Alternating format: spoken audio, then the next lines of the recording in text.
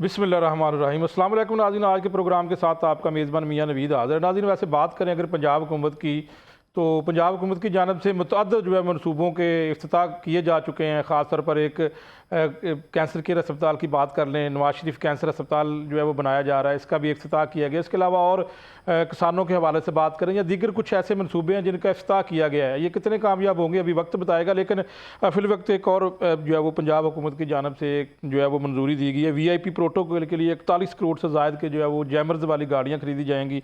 इससे पहले भी जो है पार्लियामेंट सेक्रेटरीज़ के लिए 61 करोड़ 24 लाख की जो है कुछ गाड़ियाँ खरीदी गई हैं या खरीदी जा चुकी हैं अब, या इसका अभी प्रोसीजर चल रहा है। लेकिन क्या ये कितनी ज़रूरी गाड़ियाँ हैं? एक तरफ जो है वो मफादात आमा के मनसूबे और दूसरी जानब जो है वो ख़ास तौर पर प्रोटोकॉल के लिए, क्या इस वक्त प्रोटोकॉल के लिए गाड़ियाँ मौजूद हैं या नहीं, या कितनी ये ज़रूरी हैं, इसके ऊपर जो है वो हम बात कर लेते हैं। क्योंकि किफ़ायत शहरी मुहिम की अगर बात करें तो इसके ऊपर भी जो है वो हुकूमत हमेशा दावा करती है कि हम आमद दरामद करते हैं। तो इस हवाले से हम आज बात करेंगे। मेरे जो गेस्ट हैं उनको मैं तारुफ करवा देता हूँ। मेरे साथ मौजूद हैं पाकिस्तान मुस्लिम लीग नून के रहनुमा राना मोहम्मद अरशद साहब। राना साहब वेलकम प्रोग्राम में, आपको इनसे बात करेंगे। और अदरीस शेख साहब जो है वो सीनियर सहाफ़ी हैं और नुमाइंदा लाहौर रंग, उनकी ये स्टोरी है, उनके साथ भी बात करेंगे। शेख साहब वेलकम प्रोग्राम में।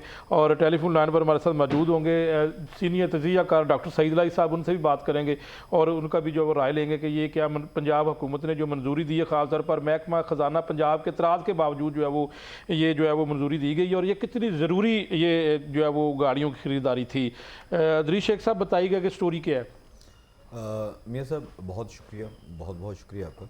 जो प्रोटोकॉल है, जो पंजाब में VIPs हैं उनके साथ वो सिक्योरिटी के पॉइंट ऑफ व्यू से जैमर्स की गाड़ियाँ चल रही होती हैं कि किसी भी किस्म की नाखुशगवार सूरत हाल से बचा जा सके। उसके लिए ये DG प्रोटोकॉल की जानिब से कहा गया था जैमर्स की गाड़ियाँ खरीद 41 करोड़ रुपए की खतीर लागत से ये गाड़ियाँ खरीदी जा रही हैं। और ये सारी लग्जरी गाड़ियाँ हैं, प्राडो हैं, लैंड क्रूज़र हैं, इसमें फॉर्चूनर गाड़ियाँ हैं, वो तमाम तर गाड़ियाँ हैं जो शायद अगर वो देखा जाए जो एक ट्रांसपोर्ट पॉलिसी है पंजाब हुकूमत की, शायद उस पर भी इसका क्राइटेरिया बमुश्किल उतरे। तो ये तमाम तर लग्जरी गाड़ियाँ खरीदी जा रही हैं। और इसके बावजूद ये कि अगर हम सिर्फ और सिर्फ गुज़िश्ता 2 साल का ही अगर हम आदाद शुमार देख लें, पंजाब के तमाम महकमों के ही देख लें, अगर हम CM ऑफिस को ही देख लें, तो ये करोड़ों रुपए की गाड़ियाँ खरीदी गई हैं। और अगर तमाम महकमों की बात करें तो बिला मुबालगा ये अरबों रुपए की गाड़ियाँ खरीदी गई हैं पंजाब हुकूमत की जानिब से। इस सिलसिले में नई गाड़ियों की खरीद पर हमेशा से पाबंदी होती है।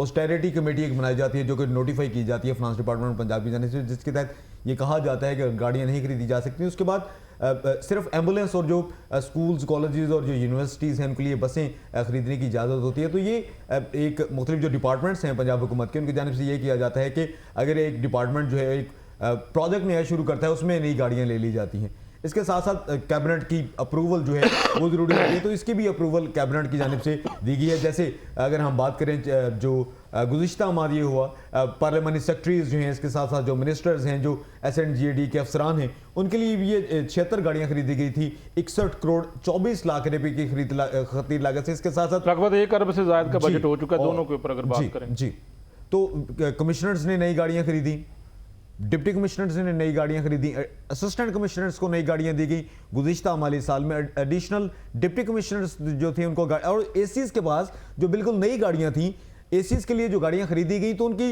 नवीन एक और जो गाड़ियां थी वो कहा गया कि वो तहसीलदारों को दे दें। और उसमें भी एक बहुत बड़ा लुकुना सामने आया कि पंजाब के मुख्तलिफ महकमों ने ये गाड़ियां तो खरीद ली, ताहाल ये रजिस्ट्रेशन से भी महरूम है। असिस्टेंट कमिश्नर्स जो मुख्तलिफ गाड़ियाँ चलाते फिरते हैं पंजाब भर में, उनकी गाड़ियाँ ताहाल रजिस्टर्ड नहीं है। तो ये अब ये नया ये, और इसमें फाइनेंस डिपार्टमेंट पंजाब जो कि IMF का प्रोग्राम है जिसके हवाले से लगाया गया, जी बिल्कुल उसकी जानिब से एतराज़ लगाया गया, क्योंकि IMF के साथ जो वफाकी हुकूमत का जो ये मुआहदा किया गया है उसके तहत 630 अरब की खतीर रकम है जो कि पंजाब हुकूमत ने देनी है वफाक को इस मुआहदे के तहत। और इसकी जानिब से ये तहफ़्फ़ुज़ात का इजहार किया गया था ये तमाम तर गाड़ियों के लिए फंड्स देने के हवाले से। उसके बावजूद ये मंजूरी दी गई 41 करोड़ रुपए की खतीर लागत से ये सिर्फ और सिर्फ प्रोटोकॉल्स की जैमर्स की गाड़ियाँ खरीदने की। ठीक है, राना अरशद साहब हमारे साथ मौजूद हैं, इनसे पूछ लेते हैं। राना साहब, कितनी, यानी आप इसको किस तरह जस्टिफाई करते हैं कि कितनी ज़रूरी थी? और इसके अलावा पहले भी गाड़ियाँ जो ACs की जो गाड़ियाँ वो आगे मुंतकिल की गई, तो किस तरह आप इसको देखते हैं? जी, बिस्मिल्लाहिर्रहमानिर्रहीम, अल्हम्दुलिल्लाहि रब्बिल आलमीन। मैं मियां नवीद साहब आपका मशकूर हूँ, आपके लाहौर रंग के चेयरमैन साहब, आपकी पूरी टीम को खराज तहसीन पेश करता हूँ। और जिस तरह शेख अदरीस साहब क्योंकि बड़ी फ़हम फरासत रखते हैं और इनके पॉइंट ऑफ व्यू को बिल्कुल मैं इंडोज़ करता हूँ। बिल्कुल अगर काम चल रहा है तो उसके लिए मज़ीद अखराजात नहीं होने चाहिए, और अगर काम नहीं चल रहा तो फिर एक सवालिया निशान होता है। जस्ट लाइक एम्बुलेंस अच्छी सर्विस है, जो मैं समझता हूँ कि 2002 की गवर्नमेंट में शुरू हुई, उसकी कंटिन्यूटी है 22 साल तक, आज तक उसकी कंटिन्यूटी है। पहले ये डबल 1 डबल 2 डिस्ट्रिक्ट लेवल पर था, फिर तहसील लेवल पर आ गया, और मैं समझता हूँ कि इस पर शबाशी साहब ने बड़ी 10 साल काम किया। अब मरीम नवाशी साहबा ने एम्बुलेंस से करते करते हम एयर एम्बुलेंस तक आ गए हैं। तो मैं समझता हूँ कि day by day her department में अपग्रेडेशन होनी चाहिए, और आज के जदीद वक्त के मुताबिक उसमें टेक्नोलॉजी हो, या मैं समझता हूँ कि वहाँ के ऑफिसर्स हों, उनके जो रिफ्रेश कोर्सेज भी होने चाहिए। और जो शेख साहब ने बात की कि आज का जो जदीद दौर है, मैं समझता हूँ कि जब हम लाहौर में सेफ सिटी प्रोग्राम लगा रहे थे, तो मैं समझता हूँ 2010-11 के करीब जब ये प्रपोज़ल बनी, तो शबाशी साहब चीफ मिनिस्टर थे और राना सनाउल्लाह खान साहब मिनिस्टर ला थे, और हम वो उसको कुर्बान लैंड में विज़िट किया करने के लिए जाते थे। तो उस वक्त मनसूबा में समझ नहीं आ रहा था कि शायद ये हमारे ऊपर बोझ ना बन जाए, लेकिन सेफ सिटी के जो 12,000 के करीब कैमरे थे, मैं समझता हूँ कि आज लाहौर और उसके बाद आज की चीफ मिनिस्टर मरीम नवाज साहब ने उसकी कंटिन्यूटी की है कि अब हम शेखपुरा, फैसलाबाद डिवीज़न हेडक्वार्टर बड़े ज़िलों में चले गए हैं। और मैं समझता हूँ कि जो आज का टेररिस्ट है, वो चाहे शुमाली वज़ीरिस्तान हो, चाहे लाहौर हो, आपके इल्म में है कि जब लाहौर असम्बली हाल के सामने DIG नवीद साहब अल्लाह ताला उनकी मफ़फ़ फरमाए और SSP लाहौर, जब एक वहाँ पर एहतजाज था तो पुलिस मौके पे थी, तो टेररिस्ट ने उनको टारगेट किया और वो अल्लाह को प्यारे हो गए। उन टेररिस्ट का मुकाबला करने के लिए हमें जदीद मशीनरी या इक्विपमेंट की ज़रूरत है। लेकिन मैं शेख अदरी साहब की बात में बड़ा वजन महसूस करता हूँ कि अगर काम चल रहा हो, अगर प्रोटोकॉल DG ने बात महसूस की है, तो उसने क्यों महसूस की है कि जो पहली गाड़ियाँ थी, चाहे वो पराडो हों, लैंड क्रूज़र्स हों, या वो बड़ी गाड़ियाँ हों, उनमें आया वो कब ख़रीदी गई थी और उनका टाइम पीरियड कितना था, 5 साल 10 साल, और अगर वो टाइम पीरियड पूरा नहीं था तो फिर नहीं खरीदनी चाहिए थी। लेकिन अगर जब टेक्निकली तौर पर कोई चीज़ फॉल्ट जब पॉइंट आउट हो जाता है, जैसे जस्ट लाइक डेंजरस बिल्डिंग, बहुत से स्कूल, कॉलेज या हॉस्पिटल होते हैं, तो बिल्डिंग डिपार्टमेंट उस बिल्डिंग को डेंजरस डिक्लेयर कर देता है, लेकिन हम कहते हैं कि नहीं गुजारा हो रहा है। जब फिर वो छत गिर जाती है या मिसहैप हो जाता है, तो फिर सोचा जाता है कि ये मिसहैप क्यों हुआ, तो वो कहते हैं जी हमने तो ऑलरेडी डिक्लेयर किया हुआ था। जैसे एजेंसीज पॉइंट आउट करती हैं कि जी फलां चीज़ की थ्रेड था, तो जब वो चीज़ पॉइंट आउट होती है तो फिर उस पर डिस्कशन होती है। तो लेकिन राणा साहब, इसके अंदर एक बात ये है कि महकमा खजाना पंजाब भी पंजाब हुकूमत का ही एक हिस्सा है, उन्होंने एतराज़ लगाया था। मैं समझता हूँ फिनांस डिपार्टमेंट का अपना रोल है, और उन्होंने अल्टीमेटली वो हर चीज़ को जब वो परचेजिंग के लिए फिनांस उन्होंने देना होता है, तो उनका आप समझ लें कि डेली जो प्रोसीजर है वो ऐसा ही है, स्टेप बाय स्टेप। मतलब एक मनसूबा मियां साहब आज जस्ट लाइक चीफ मिनिस्टर की अथॉरिटी है कि ये ब्रिज बनना चाहिए, रोड बनना चाहिए, अनाउंसमेंट होती है, उसकी अप्रूवल कैबिनेट दे देती है, लेकिन उसकी अल्टीमेटली जो अप्रूवल है, एडमिन अप्रूवल, वो उसकी ज़िले की डिस्ट्रिक्ट डेवलपमेंट कमेटी ने देनी होती है, फिर कमिश्नर ने, फिर आप कहते हैं उनका रोल है, महकमा खजाना पंजाब का अपना रोल है। सर PND है, मतलब डेवलपमेंट डिपार्टमेंट ऐसा है, उसने अप्रूवल देनी, तो फाइनेंस वालों ने पैसे अलाट करने हैं और फिर वो स्टेप बाय स्टेप करते हैं। और मैं समझता हूँ कि जो पार्लियामेंट्री सेक्रेटरी बने हैं, मेरे नॉलेज में है, क्योंकि मैं असम्बली में वो उनको बने हुए 1.5-2 महीने हो गए हैं, तो वो बार बार स्पीकर साहब के पास और आते हैं कि अगर आपने हमें पार्लियामेंट्री सेक्रेटरी बनाया है जस्ट CNW, तो अब हमने विजिट करने जाना है, हमने मुल्तान जाना है, हमने अटक जाना है, तो हमें गाड़ी नहीं दी गई। राणा साहब, मैं आपकी तरफ आता हूँ, मैं यहाँ पर डॉक्टर सईद लाई साहब की तरफ जाना चाहता हूँ। डॉक्टर सईद लाई साहब, एक मरतबा फिर इससे पहले हम एक प्रोग्राम कर चुके हैं जिसके ऊपर पार्लियामेंट सेक्रेटरीज के हवाले से जो गाड़ियाँ खरीदी जानी थी, अब वो खरीद ली गई हैं या खरीदी जा चुकी हैं, तो आप भी उस प्रोग्राम में मौजूद थे। एक मरतबा फिर जो है हम तकरीबन 41 करोड़ से ज़ायद की जैमर्स वाली गाड़ियाँ जो के प्रोटोकॉल के लिए जो है वो हमने ख़रीदनी है, और इसके ऊपर महकमा खजाना पंजाब की जानिब से इतराज़ किया गया, लेकिन काबीना ने इसकी मंजूरी दे दी है। तो जब भी कोई हुकूमत आती है वो कोई ना कोई जस्टिफिकेशन बनाती है कि गाड़ियाँ लेनी है, तो क्या हम जो है वो इसका क्या जस्टिफिकेशन क्या है? दूसरा, महकमा खजाना का जो तराज के बावजूद जो है वो उनका यही कहना कि IMF की जानब से जो है वो ये कहा गया और फिर भी पाबंदी है, फिर भी हम जो है वो खरीद रहे हैं। क्या कहते हैं आप? अच्छा देखें, सबसे पहले तो मैं आपके इल्म में ले आऊं कि ये जो कुछ भी अभी तक जिक्र हुआ, आपने किया, हमारे रिपोर्टर साहब ने और जनाब राना साहब ने, कि पाकिस्तान में या पंजाब में ये जो एक ड्रामा पेश किया जाता है, इसके डायरेक्टर और प्रोड्यूसर ब्यूरोक्रेसी होती है। तो मुतालबा करते हैं जी गाड़ियां कम हैं, हम ड्यूटी नहीं कर सकते। पुलिस का जब कोई नया अफसर आता है वो कहता है जी हमारे में थाने में गाड़ियां नहीं है जराइम पे काबू करने के लिए, यानी कोई ना कोई एक कहानी पेश करके नई गाड़ियां ले ली जाती हैं।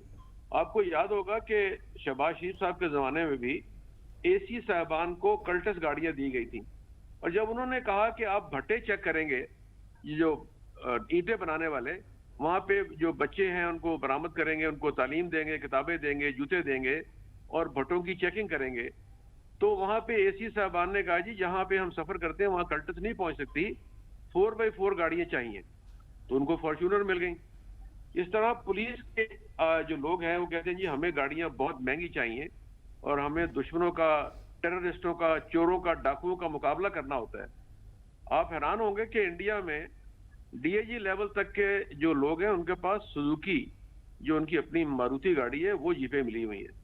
और हमारे यहाँ प्रॉब्लम ये है कि हमने एक ड्रामा, एक कहानी पेश करनी होती है और उसी आड़ में नई गाड़ियां और फंड्स अप्रूव करने होते हैं, और फिर ये एक दूसरे के बाजू बनते हैं। जैसे आपने कहा ना कि फाइनेंस ने इतराज कर दिया तो मालूम हुआ कि होम डिपार्टमेंट सपोर्ट कर रहा है, वो नहीं है तो चीफ सेक्रेटरी साहब सपोर्ट कर रहे हैं। असल मसला ये है कि हम सब आपस में मिलकर ये सब कुछ कर रहे हैं। अब प्रॉब्लम ये है कि हमारे पास जो पूल है ना ट्रांसपोर्ट का, उसमें इजाफी गाड़ियां हैं पंजाब के पास भी और फेडरल के पास भी। पूल में जो गाड़ियां मौजूद हैं, मसला सिर्फ ये है कि सिवाय चंद ईमानदार सेक्रेटरीज के अलावा जो वफाकी और सूबाई सेक्रेटरीज हैं, DIGs हैं, SSPs हैं, उन्होंने एवरेज 7 से 8 गाड़ियों पर कब्जा किया हुआ है। और कुछ तो ऐसे भी शहजादे हैं जिनके घरों में दर्जन गाड़ियां खड़ी हुई हैं, और ये सब अफसर जो हैं ये मिलकर अपनी गाड़ियां रिश्तेदारों को देते हैं, अपने बच्चों को देते हैं। देखें, मसला ये है कि हमें अब दो यानी नुकात हैं।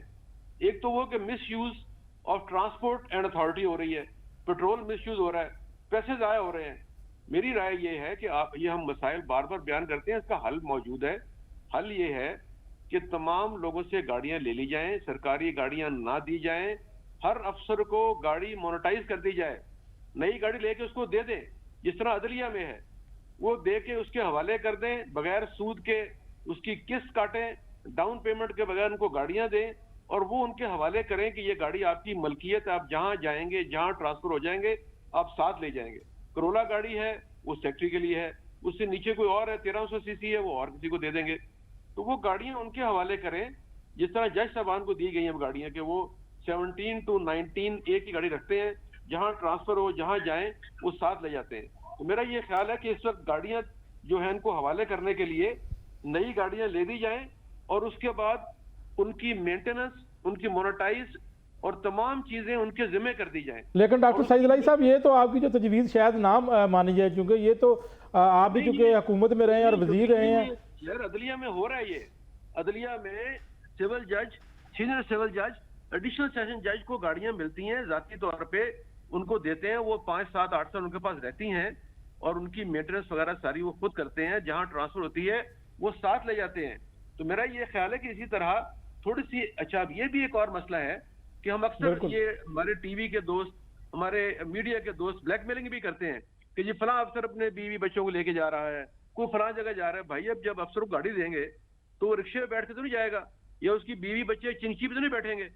तो आप उसको जब गाड़ी दे दें, मोनेटाइज कर दें, वो अपने जाती इस्तेमाल में भी ला सके, उसको मेंटेन भी कर सके और अपने फराइज भी अंजाम दे सके। बिल्कुल अच्छी तजवीज़ है डॉक्टर सईद अली साहब, अच्छी तजवीज़ है। मैं यहाँ पर आपको एक ब्रेक ले लूँ और ब्रेक के बाद आपकी इसी तजवीज़ के ऊपर हम राना अरशद साहब से भी बात करेंगे, उनसे पूछते हैं कि ये कैसी तजवीज़ है।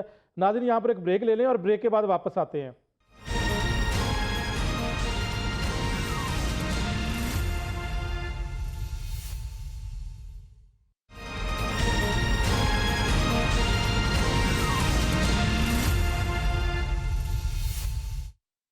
वेलकम बैक नाज़रीन। हम बात कर रहे हैं पंजाब हुकूमत की जानब से 41 करोड़ से ज़ायद की जो है वो गाड़ियाँ खरीदी जा रही हैं जिनको जैम्बर्स लगे होंगे ताकि वो प्रोटोकॉल के लिए जो गाड़ियाँ इस्तेमाल की जाती हैं उसके लिए क्या इसकी ज़रूरत थी, इसके ऊपर हम बात कर रहे थे। और ब्रेक से पहले डॉक्टर सईद लाई साहब उन्होंने जो एक तजवीज़ दी थी कि गाड़ियाँ वैसी जो वो इनको ख़रीद कर दी जाएँ, उसके बाद इनसे किस्तें ली जाएँ ताकि जो है वो फिर ये इस तरह अदलिया के अंदर ये सिस्टम चल रहा है। तो इसके ऊपर हम जो बात कर लेते हैं। राना अरशद साहब का क्या मौक़िफ़ है? जी मैं समझता हूँ कि बिल्कुल डॉक्टर सईद अली साहब बड़ी फहम फरास्त रखते हैं और बड़े सीरियस उनका पॉइंट ऑफ व्यू होता है और सीनियर जर्नलिस्ट भी हैं और एंकर भी हैं। इसमें कोई दो राय नहीं और कोई हर्ज नहीं है। अगर ये कर लिया जाए तो मेरा ख्याल है ज़िम्मेदारी का जो अंसर है वो बढ़ जाएगा और एक मुस्तकिल मजाजी भी आएगी और ज़िम्मेदारी को निभाना भी पड़ेगा। और मैं अर्ज़ करूँगा कि अभी जो आपने बात की कि अभी पिछले इजलास में हमारी जो स्टैंडिंग कमेटी होती है पंजाब असम्बली में हर डिपार्टमेंट की होती है और उसमें ये नहीं है कि वो जो स्टैंडिंग कमेटी को चेयरमैन है कि वो गवर्नमेंट के होते नहीं, वो अपोजिशन के भी हैं। अगर हमारी कोई 30-35 हैं तो उसमें कोई 15-16 अपोजिशन के हैं, तो वो एक प्रिविलेज होता है कि चेयरमैन स्टैंडिंग कमेटी जो है उसको गाड़ी मिलनी है। तो वो भी चीज़ चल रही है कि चेयरमैन गाड़ियाँ मांग रहे हैं, मतलब बला तफरीक दोनों साइडों से। तो उसके लिए भी एक प्रपोजल बनी थी कि इनको गाड़ियाँ मिलनी चाहिए, इनका प्रिविलेज है। अब ज़ाहिर उन्होंने वर्किंग करनी है तो होना चाहिए, लेकिन मैं समझता हूँ कि जो टाइटलमेंट गवर्नमेंट या रूल्स में है उसकी वायलेशन नहीं होनी चाहिए। और जब एक चीज़ की ज़रूरत नहीं है, मैं समझता हूँ कि अगर असिस्टेंट कमिश्नर के पास पहले गाड़ियाँ थी 4x4 वो डबल कैबिन डाले तो नई की ज़रूरत मैं तो महसूस करता हूँ नहीं। अगर हुई तो उसकी कोई रीज़न होगी और वो रीज़न मेरा ख्याल है कि उसको देखा जा सकता है कि वो क्या मसला था, क्या रीज़न थी जो पैदा हुई।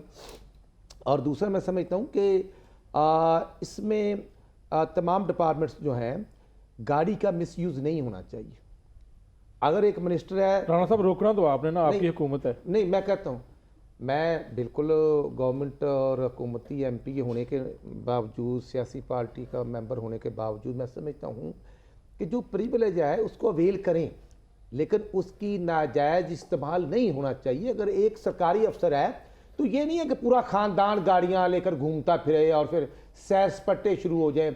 एक अफसर की ननकाने में पोस्टिंग है तो वो मरी में वो गाड़ी क्यों लेके जाए? अगर जाता है तो उसके खिलाफ एक्शन होना चाहिए। लेकिन रूल तो ये है कि गाड़ी अगर मिलती भी है सरकारी तो वो शाम को दफ्तर के बाद दफ्तर में जी बिल्कुल मैं खड़ी करनी समझता हूँ। जो आपकी बात है, मैंने बहुत से सीनियर ऑफिसर भी देखे हैं कि वो इस बात के पाबंद होते हैं कि अगर मेरे अजीज़ो कारब ने जाना तो वो मेरी प्राइवेट गाड़ी पे जाएं। लेकिन मैं समझता हूँ इस पर अमल होना चाहिए और क्रॉस दी बोर्ड। ये नहीं है पंजाब या इस्लामाबाद, मैं समझता हूँ खैबर पख्तूनख्वा, सिंध है, बलूचिस्तान, तमाम बिल्कुल ठीक पाकिस्तान में बिल्कुल इस पर अगर कोई अमेंडमेंट भी लानी पड़ती है तो लानी चाहिए। अगर पॉलिटिकल लोग हम जवाब दे हैं तो ब्यूरोक्रेसी क्यों नहीं जवाब दे?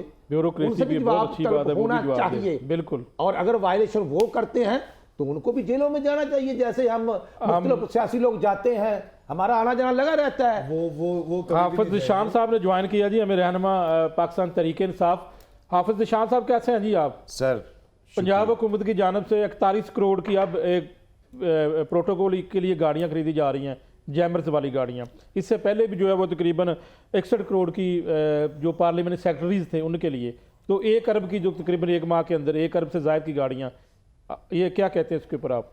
देखें, ये शाही हुकूमत है, शाह खर्चियाँ, ये हमेशा से मुस्लिम लीग नून की हुकूमत का वतीरा रहा। लेकिन आप ये देखें, इस मुल्क में आर्मी चीफ को एक्सटेंशन मिल गई, इस मुल्क में जस्टिस मंसूर अली शाह को रोकना था, रोक लिया, जस्टिस मुनीब को रोकना था, रोक लिया, मर्जी का चीफ जस्टिस लाना था, ले आए।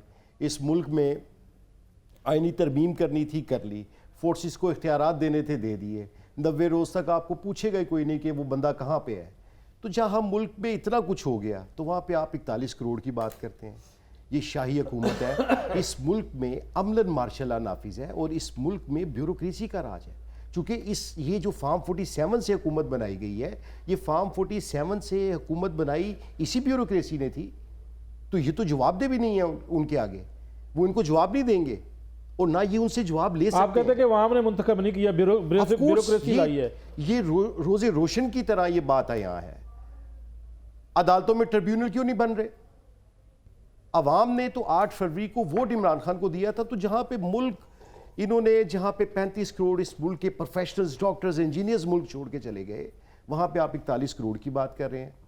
भाई मेरा तो ख्याल है कि 41 करोड़ रुपया तो इनके लिए कोई मसला ही नहीं है। इस मुल्क में क्या इससे पहले आपने देखा कि शख्सियात के लिए कानून साजी होती हो? यहाँ पे नवाज शरीफ को, नवाज शरीफ के ख़ानदान को, यहाँ पे आसिफ जरदारी को, उनके ख़ानदान को रिलीफ देने के लिए तो कानून साजी हो सकती है। इस मुल्क में जस्टिस मंसूर अली शाह को रोकने के लिए तो कानून साजी हो सकती है। इस मुल्क में आर्मी चीफ को एक्सटेंशन देने के लिए तो कानून साजी हो सकती है। लेकिन कोई एक कानून ऐसा आया जिसमें किसी गरीब को बराह रास्त इंसाफ मिलता हो? क्या ये जजेस का जो तादाद इन्होंने बढ़ा दी, क्या ये एक आम आदमी के लिए थी? साहब, ये तो गाड़ियों से बात बहुत आगे चली गई। आप सारे जवाब दें। आप सब की बात में बड़ा वजन है। बिल्कुल किसी शख्स के लिए कानून साजी और एक्सटेंशन नहीं होना चाहिए। तो मेरा ख्याल है वो कमर बाजवा साहब किधर हुआ करते थे? इधर के chief of army staff Rana साहब शरीक थे। आप मुझे अर्ज करने दें। तो मैं समझता हूँ कि उनके लिए तो जनाब रात को भी अदालतें खुली और फिर मादरस से मेरे मुल्क के चीफ ऑफ आर्मी स्टाफ के ओहदे की तज़हीक भी की गई। कभी समरी और फायर इधर जाती थी, कभी इधर जाती थी। और मैंने तो एनके पहनी हुई है, लेकिन इसके बावजूद जब मैंने देखा तो एक डायरेक्टिव जारी था जिस पर न्याजी साहब के सिग्नेचर थे। ऐसे नहीं होता। प्राइम मिनिस्टर डायरेक्ट साइन नहीं करता, समरी मूव होती है। डिफेंस डिपार्टमेंट, फाइनेंस डिपार्टमेंट, फिर अप्रूवल होती है, फिर उसको नोटिफाई किया जाता है। तो यहाँ तो ऐसे थे ताहयात उनको चीफ ऑफ आर्मी स्टाफ बनाने के वादे किए गए और फिर अमली तौर पर किए गए। और जब अदम इत्माद के बाद गवर्नमेंट रूल रेगुलेशन के बाद चले गई तो फिर जनाब वो डेंटल हॉस्पिटल का जो स्पेशलिस्ट थे डॉक्टर आरफ अलवी साहब, उनके डेरे पे फिर रात को खुली कचहरी लगती है। फिर बाजवा साहब आते हैं, फिर ताहयात चीफ ऑफ आर्मी स्टाफ बनने के वादे किए जाते हैं। हाँ, जब वो कानून साजी हुई हमने वोट बिल्कुल दिया था, हम जेलों में थे। इसके बावजूद हमने एक अदारे की, अफवाज पाकिस्तान हमारे बहादुर बेटे हैं, आप हम सब के अजीज़ो कारब हैं, उनकी इज्जत एहतराम में हमने बिल्कुल वोट कास्ट किया था। लेकिन हमने एनआरओ नहीं दिया था। हम ये नहीं करते थे कि आओ गंडापुरी साहब अब हमारे ये भी मुकदमा ख़त्म कर दें, और फिर हम ये भी नहीं करते थे कि खैबर पख्तूनख्वा के सरकारी मुलाजम हो, करेने, एम्बुलेंस और वो मुलाजम पकड़े जाए हमला करते हुए गवर्नमेंट के टॉपिक, और वहां से जब पकड़े गए, पकड़ने के बाद जब जेल से छूटे उनकी 1 स्टेप प्रमोशन। भाई ये भी नहीं होता। जब गवर्नमेंट का खजाना है तो सब जवाबदेह है। पंजाब में अगर हम जवाब दें तो खैबर पख्तूनख्वा में भी जवाब दें। हमने पंजाब में 80 नए मनसूबे इनॉग्रेट किए हैं, तो मुझे खैबर पख्तूनख्वा के 2 मनसूबों का नाम बता दें, मैं बिल्कुल हाफिज ईशान साहब, टॉपिक तो गाड़ियों का था लेकिन आप बात दूर तक निकल चली है। बता दें आप अगर जवाब देना चाहते हैं इसके ऊपर। तो वो राणा साहब ने कहा कि एनआरओ नहीं हमने दिया था, ये तो एनआरओ लेने वालों की कतार में खड़े थे। एक बात। दूसरी बात सर ये रह गई, इस मुल्क में जो कुछ हो रहा है ये समझ रहे हैं कि कौम बेवकूफ़ है, उसको समझ नहीं है, लेकिन कौम सारी समझती है। आया IPPs के मुआहदे जो हुए इस मुल्क में, उसके लिए कोई कानून साजी की गई? उसके लिए आलमी अदालतों में जाया गया? सर ये सब चीज़ें जो मैं आपको बता रहा हूँ ये फैक्ट्स हैं। और अगर हमने आर्मी चीफ की तौसीह की थी जनरल बाजवा साहब की, और वो साइन इधर चले गए, कागज़ उधर चला गया, समरी नहीं आई, तो फिर वो जो रात को गिलानी साहब ने साइन किया फिर ऐसे करवाए जाते हैं डंडे पे।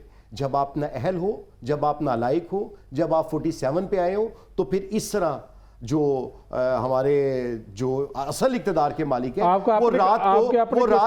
वो रात के अंधेरे में ट्रैक सूट में जाके वो एक कौमी दस्तावेजात पे कानून पास होने पे दस्तखत करते हैं। ये भी अपना केस जो है वो हल्के का, उसका क्या बना है? मेरा केस राणा साहब की छत्र छाया में बिल्कुल खुड्डे लाइन लगा हुआ है। दोनों केसेस मेरे, अलीम खान भी यहाँ से इलेक्शन आ रहा, शुएब सिद्दीकी भी यहाँ से इलेक्शन आ रहा। ट्रिब्यूनल में जजेस का फैसला ही नहीं आज तक हो सका। अब हो जाएगा। उसकी वजह यह है कि मर्जी के जज ला रहे हैं, कानून साजी की जा रही है, जजेस भर्ती किए जा रहे हैं, मनपसंद लोगों को लाया जा रहा है। यकीनन आप उसका भी कोई फैसला कर लेंगे। राणा साहब आपकी तरफ आता हूं, मैं सिर्फ अदरीश शेख साहब से पूछ लूं। अदरीश शेख साहब, पहले दौर में कितनी गाड़ियां खरीदी गई हैं? कोई डाटा आपके पास है, शेयर कर सकते हैं आप? जी बिल्कुल डाटा है। गुज़िश्ता 5 साल में अगर देखा जाए तो कम से कम 20 अरब रुपए की पंजाब के जो मुख्तलिफ 20 अरब रुपए की 20 अरब रुपए गुज़िश्ता 5 साल में जी बिल्कुल गाड़ियाँ खरीदी गई हैं, और इसमें डेवलपमेंट और नॉन डेवलपमेंट दोनों के फंड्स शामिल है। अब एक और चीज़ इसमें ऐड करना चाहूँगा मैं मियाँ साहब आपकी इजाज़त से। डॉक्टर सईद इलाही साहब ने बड़ी अहम बात की कि गाड़ियाँ ही इनको दे दी जाएँ। तो यहाँ पर तो मौजूदा इस वक्त अगर पंजाब की ब्यूरोक्रेसी की बात की जाए तो ऐसे भी एडमिनिस्ट्रेटिव सेक्रेटरीज मौजूद हैं कि महकमे के लिए अगर नई फॉर्चूनर गाड़ी ली जाती है तो वो फ़ौरन कह देते हैं ये फॉर्चूनर गाड़ी मेरे घर भिजवा दीजिए। जो उन्होंने बात कही बिल्कुल ऐसे ही है। एक सेक्रेटरी और ऐसे भी अफसरान हैं जो कि रिटायर हो चुके हैं, उनके घर से सरकारी गाड़ियाँ नहीं आ सकी, और अगर गाड़ियाँ उनको दे देंगे तो केयर टेकर हर माह जो लाखों रुपए उनकी मरम्मत की मद में बिल्स के जरिए वसूल करते हैं वो भी रास्ता एक बार रुक जाएगा। ऐसी गाड़ियां भी मरम्मत होती हैं जो कि काट कबाड़ का हिस्सा होती हैं, जिनको शायद वो नीलामी करें, वहां पर भी उनकी भी मरम्मत पर माहाना लाखों रुपए खर्च किए जाते हैं। तो ये जो गाड़ियां खरीदी गई हैं वो ऑब्वियसली इसकी वजह से फाइनेंशियल क्रंच होगा, क्योंकि बहुत से मामलात में डिपार्टमेंट्स जाते हैं प्लानिंग एंड डेवलपमेंट बोर्ड में अपने बिल्कुल ठीक। एक बड़ी बात सामने ये आई है शेख साहब कि आपने गुज़श्ता 5 सालों का बताया है। डॉक्टर सईद अली साहब से पूछता हूँ, डॉक्टर साहब गुज़श्ता 5 सालों की अगर बात करें तो यहाँ पर अजीज शेख साहब है, सेक्रेटेरिएट की बीट करते हैं, बड़े मुतारिक रिपोर्टर है, ग्रिप पहन की, इन्होंने बताया कि 20 करोड़ रुपए की जो है वो गालबन जो है वो ये गाड़ियाँ 20 अरब रुपए की गुज़श्ता 5 सालों में गाड़ियाँ खरीदी गई। उसमें PTI भी आ गई, उसमें नून लीग की हुकूमत भी अभी जो है वो चल रही है, भी आ चुकी है। तो कोई भी हुकूमत हो तो गाड़ियों का खरीदने का काम तो चलता रहता, फिर उनकी रिपेयर मेंटेनेंस, उसके बाद फिर उसको फ्यूल भी देना। तो ये तो एक बहुत बड़ा एक बात सामने आई है कि 20 अरब रुपए गुज़श्ता 5 सालों में कि गाड़ियाँ का फिर कहाँ चली गई इतनी नई गाड़ियाँ। अच्छा जी, ये रिपोर्टर साहब ने बिल्कुल सही बात बताई। ये जो आपने कहा है ना कि हुकूमतें कोई भी हो, मैंने पहले गुजारिश की थी कि ये ड्रामा करते हैं ब्यूरोक्रेसी और पुलिस वाले, जो जरूरत के तहत एक फिल्म बनाते हैं कि जी हमें ये जरूरत है, धमाका हुआ तो साथ ही गाड़ियों की लिस्ट आ गई। तो हमारे पॉलिटिशियन फिर मान जाते हैं डॉक्टर साहब? मैं पॉलिटिशियन ही मानते हैं ना। जब आप CM के पास समरी लेके जाएगा चीफ सेक्रेटरी, तो सारे मिलके समरी बनाते हैं। अच्छा जी, रेड करना है, पुलिस को बड़ी गाड़ी चाहिए। मैंने बताया भट्टा का चेक करना है ईंटों के भट्टे को, तो कल्टस नहीं जी हमें फॉर्च्यूनर चाहिए। ये सारे ड्रामे जो हैं ये इस मुल्क में कई साल से चल रहे हैं, और ये ब्यूरोक्रेसी, पुलिस और तमाम महकमे मिलके समरियां बनाते हैं और CM को, मिनिस्टर को, कैबिनेट को बेवकूफ बनाते हैं। पहली बात। अब दूसरी बात यह कि मिनिस्टर ने तो रहना 3 साल या 4 साल, या पार्लियामेंट सेक्रेटरी 4 साल। लेकिन डॉक्टर साहब अगर इनकी बात ना माने फिर ये सिस्टम नहीं चलने देते। ब्यूरोक्रेसी आपको पता है बड़ी स्ट्रांग है ब्यूरोक्रेसी। सर मैं यही गुजारिश कर रहा हूँ, नेक्सस है इस वक्त कि इस वक्त एस्टेब्लिशमेंट में सिविल ब्यूरोक्रेसी बड़ा अहम रोल प्ले कर रही है। और सबसे अहम बात मेरे दोस्त ने कही है, अदरीस साहब जो हमारे दोस्त थे, कि ये जो सबसे शर्मनाक बात ये है कि जो गाड़ियां तहसीलदारों को भी 4x4 गाड़ियां दे दी गई हैं, और जी, उसके बिल्कुल, अलावा जो ऐसा ही है। रिपेयरिंग की मद में पैसे इस्तेमाल होते हैं वो भी बिलियंस में है, और उससे नई गाड़ियां खरीदी जा सकती हैं। और उसमें मेरी राय ये है कि हम थोड़ा सा इसको लॉजिकली डिस्कस कर लें, क्योंकि 1980 का एक व्हीकल ऑर्डिनेंस है जिसके तहत ये गाड़ियां चलती हैं, इस्तेमाल होती हैं। तो इसमें अब ये भी कहना मुश्किल है कि एक गाड़ी आप अफसर को दें और उसे कहेंगे आप इसको इस्तेमाल नहीं कर सकते। तो मैंने पहले कहा कि भाई उसके बच्चों ने, बीवी ने, फैमिली ने खाना खाने जाना तो रिक्शे पे बैठ जाएंगे वो, या चिंची पे जाएंगे। इसलिए बेहतर ये है कि 1980 का जो व्हीकल ऑर्डिनेंस चेंज कर दें, गाड़ियां अफसरों के हवाले करें, उनकी तजलील भी ना हो, और वो गैर अखलाकी इस्तेमाल भी ना करें, गैर कानूनी इस्तेमाल भी ना करें। उनको गाड़ियां दें, उनसे किस्तें लें, और उसके बाद किस्तें बला सूद हो, 10% डाउन पेमेंट हो, उसकी मेंटेनेंस, हर चीज, इसको कहते हैं मोनेटाइज। और मोनेटाइज का कानून मौजूद है, इंप्लीमेंट हो रहा है फेडरल गवर्नमेंट में, कई अफसर गाड़ियां मोनेटाइज कराते हैं। तो अगर ये कर लिया जाए तो ये हमारी जान छूट जाएगी। बिल्कुल अरबों ठीक। रुपए गाड़ियां ले रहे हैं, अरबों की उसकी रिपेयर कर रहे हैं, बिल्कुल। 10-10 गाड़ियां इस्तेमाल की जा रही हैं।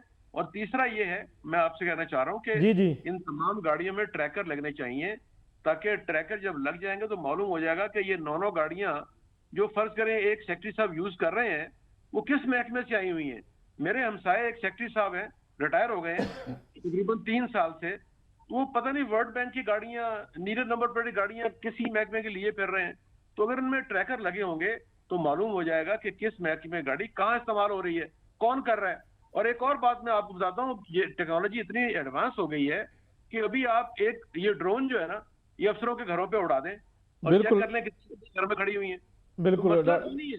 ये आपकी बात आ गई, इसी के ऊपर मैं जो है वो हाफिज शान साहब से जो है मौक़िफ़ लेता हूँ। हाफिज साहब, आपके दौरे हुकूमत में भी 3.5 साल आप भी रहे हैं, तकरीबन 4 साल, तो ये 20 अरब रुपए की गाड़ियाँ खरीदी गई हैं, तो आप भी शाह खर्चियाँ करते हैं और ब्यूरोक्रेसी से जो आप भी ब्लैकमेल होते रहे और उनके गाड़ियाँ खरीदते रहे। सर मैं अर्ज़ करता हूँ, हम अपोजिशन में थे पंजाब असम्बली में, तो उस वक्त गवर्नमेंट ने गाड़ियाँ खरीदी थी। हमारे दौर में गाड़ियाँ कोई गाड़ी नहीं खरीदी गई। ये पिछले 10 सालों की तो बात हो सकती है, पिछले 5 सालों की नहीं है। शेख साहब, आपकी शेख साहब, खबर की मैं- तरदीद आ मैं चुकी उन है। दिनों में अदरीश ना- शेख साहब। नहीं, मैं तरदीद, मैं माजरत ख्वाह हूँ, मैं तरदीद नहीं कर सकता। शेख साहब, मैं अपोजिशन में थे हम उस वक्त, जो मुस्लिम लीग नून की गवर्नमेंट थी, उस गवर्नमेंट ने उस दौर में गाड़ियाँ खरीदी थी। मैं हमारे इंतहाई इज्जत से सर आप सब मैं को माफी गुजारिश- चाहता हूँ। नहीं सर, आपको पे देखिए, जब बात मेरी क्रेडिबिलिटी की है और शायद मैं उसके लिए तैयार नहीं था, अचानक से मियां नवीद साहब ने क्वेश्चन किया ये सॉरी, मेरे पास ये department wise purchase of transport की डिटेल मौजूद है, जो कि ये बताती है साल 2020-21 में जो गाड़ियां खरीदी गई 1,69,69,00,000, ये 54,76,175 हैं। इसमें अगर आप कहीं कैटेगोरिकली में डाटा सारा मौजूद है हाफिज साहब। 100% मेरे पास नहीं, हो डाटा इस सकता वक्त है। मौजूद है, चूंकि तमाम पंजाब के डिपार्टमेंट्स का मौजूद है। मैं सर, और इसके अलावा जब वज़ीर आला परवेज़ लाई साहब बने थे 5 माह के लिए वज़ीर आला, उस वक्त की तो ऐसी ऐसी कहानियां हैं, ऐसी ऐसी कहानियां। देखिए, मेरी ये जॉब का तकाजा है कि मैं इम्पार्शल रहूं, गैर जानिबदार रहूं, ना नून लीग की बात, ना काफ लीग की, ना पीटीए की। लेकिन वो 5 माह में ये सिर्फ ये देख लें कि री अप्रोप्रिएशन गुजरात के लिए कितनी की, क्योंकि पॉलिटिकल एक जंग चल रही थी और पंजाब का बजट मंजूर करवाया गया था। ऐवान इकबाल में उस वक्त थे हमजा शहबाज, जो वो चीफ मिनिस्टर थे, और वो तमाम तर जो डेवलपमेंट स्कीम्स पीटीए या काफली के दौरों मेंबरान की शामिल की जानी थी, वो नहीं की जा सकी थी।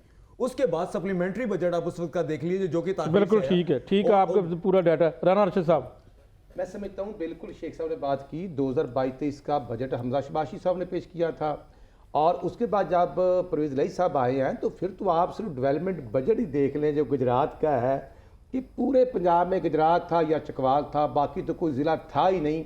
अच्छा, मैं अर्ज़ करूँगा, और मंडी बहाउद्दीन भी, मंडी बहाउद्दीन, और मैं अर्ज़ करूँगा मियाँ साहब कि खैबर पख्तूनख्वा में जो ग्रेड 16 और 17 की भर्ती की गई थी, थर्ड टाइम है टर्नओवर वहाँ पर पीटीए का, वो लोग ही प्रिजाइडिंग अफसर लगे हुए थे और वो स्टैंप पे लगाकर रिजल्ट तैयार कर रहे थे, जिसके नतीजे में गंडापुरी साहब चीफ मिनिस्टर बनते हैं। और उसके बाद फिर मैं अर्ज़ करना चाहता हूँ कि आया हकूमती मशीनरी को अपने ही मुल्क के दरल खिलाफा पर हम यलगार करने के लिए इस्तेमाल करते हैं। जी हाफिज साहब, अपनी हाफिज individual निशान position साहब, में जो मर्जी करें, शॉर्ट मैसेज टाइम। और फिर रात को जेलें भी खुलवा लेते हैं, सुबह सुबह 7 बजे भी बिल्कुल, पहुंच आगे जाते आपका हैं। मौका। हाफिज साहब, इसके ऊपर क्या कहेंगे? शॉर्ट कहते हैं, मैसेज। सियासी आदमी से बात नहीं करनी, हमने उनसे ही करनी है। शॉर्ट मैसेज जिनको देने, उसके मीर बाद जो है जाफर भी वो कहते ब्रेक हैं, पे मीर जाना है। सादक भी कहते हैं, चौकीदार भी कहते हैं। इसलिए मैं अर्ज करना चाहता हूँ, आप सब तो मेरे प्यारे भाई हैं, ये हकायक वाज़े हैं। अब आप ये देखें कि एक एक दर्जन मुकदमात में जमानतें हो रही हैं और सब अपने अपने घरों में बैठे। कहाँ है इमराज सईद को पकड़ा गया? कहाँ है मियां असलम इकबाल? बिल्कुल, हाफिज कहाँ साहब, है हाफिज हमाद निशान अदर? साहब, कोई नहीं पूछा, पकड़ा जाता। बताएं शॉर्ट मैं मैसेज अर्ज में। करता हूँ, जो लोग जो धरने से इस्लामाबाद से पकड़े गए थे, वो चीफ मिनिस्टर का सिक्योरिटी स्टाफ था, वो सरकारी मुलाजमिन नहीं थे, और उन्हीं का इस्तकबाल किया गया। मशीनरी कोई इस्तेमाल नहीं हुई, कोई किसी किस्म के रियासती जो वसाइल थे उसको प्रोटेस्ट में इस्तेमाल नहीं किया गया। बहरहाल हुकूमत है, कुछ भी कह सकती है, कुछ भी कर सकती है, आइन बदल सकती है, तो ये तो बहुत छोटी और गैर मामूली सी बात है। तो बहरहाल मियाँ साहब, मैं तो मतलब आज के इस उन्वान से मुझे मतलब अजीब सी एक उलझन सी महसूस कर रहा हूँ, क्योंकि इस मुल्क में पूरे मुल्क का आइन बदल दिया यार, इस मुल्क का स्ट्रक्चर बदल दिया, जजेस को अपनी मर्जी से लाने के लिए हिकमत अमली बना ली गई। तो वहां पे हम गाड़ियों की बहस कर रहे हैं। बाकी मैं फिर उसी मौके गाड़ियों का टॉपिक भी जरूरी है, मैं जरूरी उसी है। मौके, हाँ बिल्कुल ज़रूरी है सर, बिल्कुल ज़रूरी है। मैं फिर उसी मौके पे कायम हूँ कि शाही हुकूमत है, शाही फरमान बिल्कुल जारी ठीक है। होता है, हाफिज तो निशान शाही साहब, फरमान में आपको सब चीज़ों की इजाज़त होती है। मौक़िफ़ आ गया। हाफिज निशान साहब, आपका बहुत शुक्रिया। अदरीश शेख साहब हमारे साथ मौजूद थे, उनका भी बहुत शुक्रिया। राना मोहम्मद अरशद साहब, पाकिस्तान मुस्लिम लीग नून। जरूर कहूँगा जी, कि जो शेख साहब का पॉइंट है, कोई गवर्नमेंट हो पाकिस्तान के अंदर ना एक ही कानून है 1973 का, बिला जवाज हुकूमती मशीनरी या गाड़ियों का इस्तेमाल नहीं होना चाहिए, नहीं होना चाहिए, कोई भी बिल्कुल करे तो ठीक है। उसके खिलाफ और कानूनी कार्रवाई होनी चाहिए। बिल्कुल, वो राणा- ब्यूरोक्रेसी हो या कोई भी। वो सियासी बिल्कुल। लोग राणा मोहम्मद अरशद साहब आपका भी बहुत शुक्रिया, डॉक्टर सईद अली साहब हमारे साथ मौजूद थे, उनका भी बहुत शुक्रिया।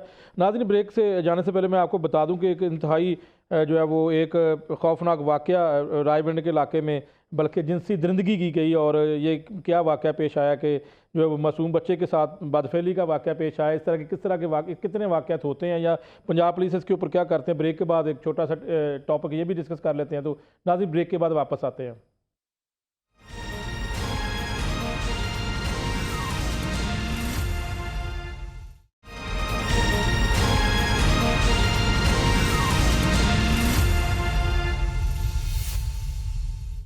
वेलकम नाज़रीन। नाज़रीन, इंतहाई अफसोसनाक और एक जिनसी दरिंदगी का एक वाक़या पेश आया। ये रायबंड निजी क्वार्टर में ये हुआ है ऐसा कि एक 10 साला मासूम बच्चे के साथ बदफेली करते हुए एक मुलज़म को जो है वो डॉल्फिन एहलकारों की जानब से पकड़ा गया है, और 9 नंबर बच्चे को ज़बरदस्ती यहाँ पर जो है बदफेली की जा रही थी और ब्लैकमेल करने की बात भी सामने आई। तो इस हवाले से जो है वो मुलज़म को जो है वो गिरफ़्तार कर लिया गया है, और अफसोसनाक वाक़या कैसे पेश आया और ये डॉल्फिन एहलकार मौके पर पहुँच कर उन्होंने एक अच्छा काम किया है, तो इसके ऊपर आज बात कर लेते हैं। मेरे साथ मौजूद हैं सीनियर क्राइम रिपोर्टर लाहौर रंग शाहिद रिजवी साहब।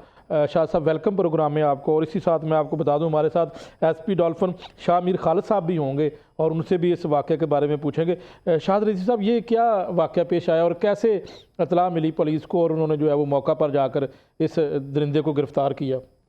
सर, रायबंड का ये नवाही इलाका है, वहाँ पर एक निजी क्वार्टर के अंदर ये एक अफसोसनाक वाक़या पेश है। ये एक वहशी दरिंदा नुमा इंसान है जिसने 10 साल कम सिन बच्चा जो है इसको क्वार्टर के अंदर जिनसी दरिंदगी का निशाना बना रहा था कि बच्चे की शोर व पुकार सुनकर जो है अहले मोहल्ला ने जब फौरी तौर पर 15 पे कॉल की।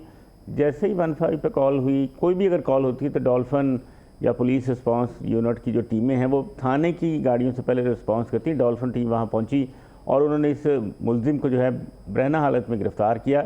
अरशद इसका नाम बताया जा रहा है, और ये कहा जा रहा है कि ये पहले भी इस बच्चे के साथ जिनसी दरिंदगी का फेल कर चुका है। भी लिखा हुआ है कि इसको ब्लैकमेल भी करता रहा है।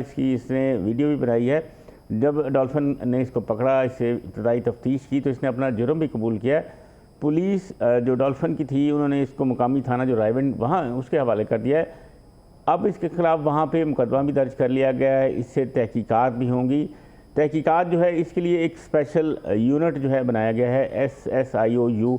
वो लोग इससे तफ्तीश करेंगे मुलज़िम से कि आखिर ये कितने इससे पहले भी बच्चों के साथ ये घिनौना खेल खेल चुका है या इसका ये पहला इसने ऐसा काम किया है। क्योंकि जो इब्तदाई तौर पर बता रहे हैं जैसे डॉल्फिन के एहलकार कि ये इसके साथ इसको ब्लैकमेल भी करता रहा, तो जाहिर है ब्लैकमेल करने के लिए इसने शायद, मेरा ख्याल है कि इसकी कोई वीडियो भी बराना हालत पे बच्चे की बनाई होगी इसको, इसी वजह से ये तो ये एसपी डॉल्फिन शाह मीर खालिद साहब हमारे साथ मौजूद हैं, उनसे भी पूछते हैं। जी। क्योंकि ये केस जो है वो उनकी अच्छा इक़दाम है वहाँ पर जो है वो गिरफ़्तार करना इस दरिंदे को। एसपी साहब, आप बताइएगा कि ये क्या वाक़या है और ब्लैकमेलिंग का जो उनसर है, 10 साल का बच्चा मासूम होता है और ये क्या ब्लैकमेलिंग का क्या उनसर है, किस तरह ये दरिंदा ब्लैकमेल करता रहा है? जी बिल्कुल, बहुत शुक्रिया, थैंक यू वेरी मच। इसमें मैं बताना चाहूँगा कि डॉल्फिन फोर्स जो है हमारी, इसकी प्राइम रिस्पॉन्सिबिलिटी है कि 15 पे जो भी कॉल्स होती हैं, कोई भी डिस्ट्रेस्ड कॉलर होता है तो उसको फौरी तौर पे हम रिस्पॉन्ड करते हैं। हमारी SOP है कि 5 to 7 मिनट्स में हमने इस कॉल पे रिस्पॉन्ड करना होता है। तो ये एक घिनौना वाक़या रायबंड की हदूद में पेश आया। इसमें मोहल्लेदारों ने कॉल की 15 पे और उन्होंने बताया कि इस तरह से एक कम सन बच्चे के साथ ज़्यादती का निशाना बनाया जा रहा है। तो हमारी जो करीबी डॉल्फिन टीम थे उसने बर वक्त रिस्पॉन्ड किया और इस शख्स को फौरी तौर पे गिरफ़्तार किया और जो हमारा विक्टिम है जिसकी उम्र 12 साल है उसको फौरी तौर पे रेस्क्यू किया। और ये कार्रवाई करने के बाद हम फौरी तौर पे जो भी एक्यूज्ड है उसको कंसर्न पुलिस स्टेशन के हवाले करते हैं। फिर वो पुलिस स्टेशन अपनी फर्दर उसकी इन्वेस्टिगेशन और मज़ीद कार्रवाई कानूनी जो भी होती है वो सर अंजाम देते हैं। खालिद साहब, बताइएगा कि इस तरह के पहले भी केसेस होते हैं, आज तक कितने जो है वो इस तरह के मुल्ज़मान पकड़े गए हैं या कितने लोगों के खिलाफ आपने कार्रवाई की है? बिल्कुल, इस तरह के केसेस रिपोर्ट होते हैं, ख़ास तौर पे जिसमें बच्चों के साथ या ख़वातीन के साथ ज़्यादती का अंसर होता है। इसमें इन ऐसे केसेस को हम प्रायोरिटाइज़ करते हैं और इनको फौरी तौर पे रिस्पॉन्ड करके इस पे एक्यूज को अरेस्ट किया जाता है और विक्टिम को सेव किया जाता है और उनको कंसर्न पुलिस स्टेशन के हवाले किया जाता है। ये हमारे पास ऐसी कॉल्स की फ्रीक्वेंसी काफ़ी ज़्यादा और इसी तरह से हमने इन कॉल्स को रिस्पॉन्ड करने के लिए अपनी प्रायोरिटाइज की हुई चीज़ें। तो खालिद साहब, आप क्या मैसेज क्या देंगे खासतौर पर बच्चों को? हम किस तरह बच्चों के ऊपर आप नज़र रखें, किस तरह उनको इस तरह दरिंदों से बचा सकते हैं, कैसे उनकी हम हिफाजत कर सकते हैं? आपका चूँकि तफ्तीश करते हैं, बहुत सारी बातें सामने आती हैं, तो आप इस बारे में कुछ मैसेज देंगे खासतौर पर पेरेंट्स के लिए? जी बिल्कुल, पेरेंट्स के लिए यही मैसेज है कि वो अपने बच्चों के ऊपर खसूसी नज़र रखें, वो कैसे लोगों से मिल रहे हैं, वो बाइक किन किन लोगों के साथ जा रहे हैं, उनकी कंपनी कैसी है, और अगर वो स्कूल वगैरह जाते हैं तो उनकी टाइमिंग्स का उनको पता हो, किस टाइम पे बच्चे स्कूल जा रहे हैं, किस टाइम पे उन्होंने वापस आना है। इसी तरह से अगर वो ट्यूशन सेंटर्स जा रहे हैं तो उनके बारे में उनको मुकम्मल आगाही होनी चाहिए।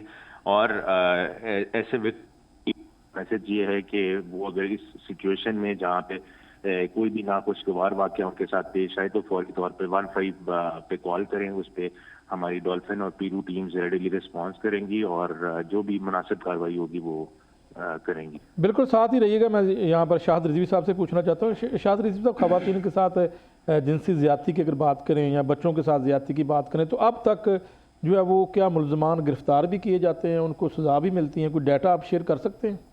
जी मियाँ साहब, बिल्कुल, मैं आपने एक बड़ा अच्छा सवाल उठा दिए। इसी के साथ ही 527 वाक़यात रवां साल के अंदर ख़वातीन के साथ जो है जिनसी दरिंदगी के पेश आए हैं। इसमें अगर मुल्ज़मान की गिरफ़्तारी की बात की तो 459 मुल्ज़मान जो हैं वो गिरफ़्तार किए गए हैं। अगर बच्चों की बात की जाए, कम उम्र 9 उम्र जो बच्चे हैं जिनकी उम्र जो है 5 से 12-14 साल के दरमियान, तो इनके साथ भी 422 जो हैं ये वाक़यात जो हैं पुलिस रिकॉर्ड के मुताबिक पेश हैं, जिसमें 396 जो है मुल्ज़मान वो गिरफ़्तार कर लिए गए। ये एक बड़ी खुशाइन बात है कि ये रवां साल की बात है। जी मियाँ साहब, ये रवां साल की बात है। ये ठीक, आज तक का डाटा है इसमें जो मैं आपसे शेयर कर रहा हूँ। तो लेकिन बदकिस्मती है, इसमें सज़ा किसी भी मुल्ज़िम को नहीं हो सकी। मुल्ज़मान तो पकड़े गए हैं लेकिन अदालतों से एक भी मुल्ज़िम ऐसा नहीं है जिसको इन केसेस में सज़ा हो गई हो।